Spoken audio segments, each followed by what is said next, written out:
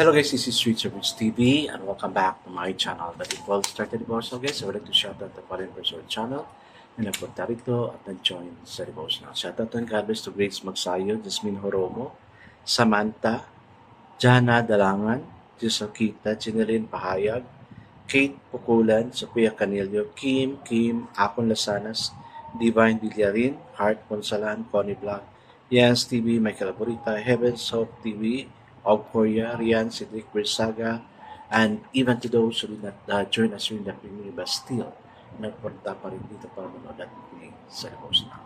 God bless us all guys.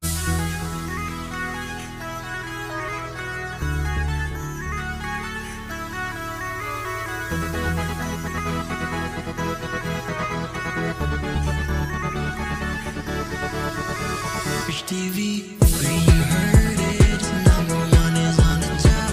Good advice is will never stop. Rich TV, where you heard it, number one is on the top. Good advice is will never stop. Guys, did you start investing your money for God's kingdom and God's glory? If not, you can invest it here. So I can give what you're going to invest to those who are in need. Because a Rich TV's program is a ministry. I guess as a procedure devotional, let's open our Bible to Luke chapter 16, verse 10 to 13. And still guys, I'm using the devotional study Bible because the words use is simplified. Maintindihan talaga natin. Okay, the word of the Lord in Luke chapter 16, verse 10 to 13 says, whoever can be trusted with very little thing can also be trusted with much. And whoever is dishonest with very little will also be dishonest with much. So if you have not been trustworthy in handling worldly wealth, who will trust you with true riches? And if you have not been trustworthy with someone else's property, who will give you property of your own?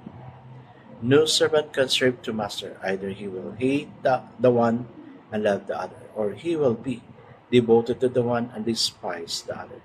You cannot serve both God and Amen. And Amen. I guess that's not prayer. Yes, Father God, that's true. We can serve God both you and money, but we also need money because money is essential to our life. Even in Solomon prayed for uh, a wealth, a treasure, but you blessed him so much, so God, that other kings of other kingdoms are giving him. That's why Solomon during his time was the richest person in the world. He has everything. Lord, we pray to please help us to gain money and that at the same time we can also serve you. You must be the priority of our life, Lord. Lord, help us even as we move on to this devotion. Bless those who are here, even to the family they are representing. Bless those whom I have mentioned, and even to those who are here making time with you through this devotional of Rich TV. Lord, bless us all. In Jesus' name we pray. Amen and amen. The focus verse here for this evening, guys, is found in Luke chapter 16, verse 11. It says, if you have not been faithful in the unrighteous mammon or money, who will commit to your trust the true riches. Modified yung verse na binasa niyo. So the title of our devotion for this evening, guys, is What's Really Important? Treasure for earth or treasure for heaven? This is in relation to what we have last night. Christ mentioned three types of wealth people tried to mass on earth that used them to miss a treasure in heaven. There are things a moth can destroy, a portion of people's wealth considered of fabric in rugs, hanging and clothing, vermin and moth threatened this treasure. The beauty was easily destroyed. No? Gano'n ka makaganda, no matter how handsome you are, still, time comes, mawawala din yung beauty.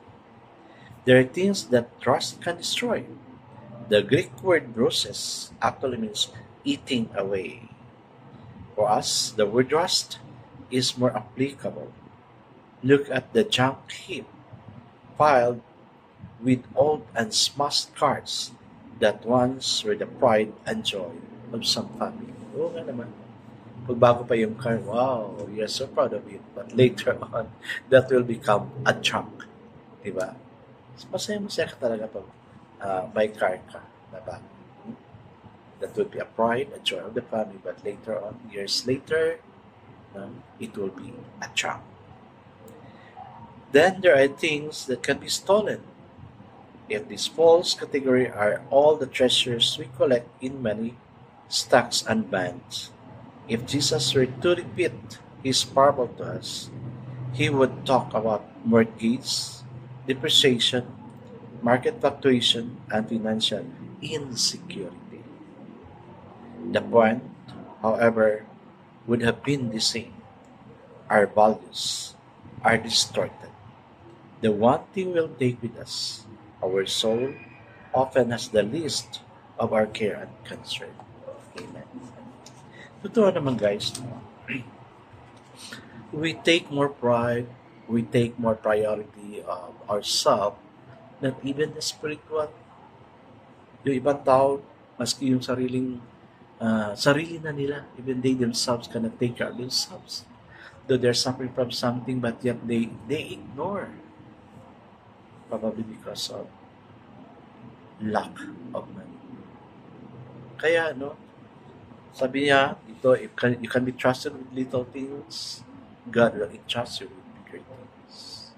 Kaya guys, so we will not be working hard to earn a living. Give your 10% to your church, to your ministry. If you do not have something to give it here, Garitz TV, and we will give it to God, back to God. We will invest it to God because Garitz TV is maraming tinutulungan. Churches, people, students, and all that. Kaya at this time na maraming naghihingi ng tulong sa akin, sabi ko, Lord, what can I give if I do not have? That's why I'm really praying for something na meron ako. Just this time, early morning, somebody asked me, sabi ko, yes, I only have this money. Yun na rin yung last money ko. I sacrificially give my money sa kanya para may panggastos din. So, sacrificial souls. We need to sacrifice ourselves for others. That's how God convicted me to sacrifice myself also for others. Kaya guys, let's evaluate what's really important. Our spirit or the things we have here on earth.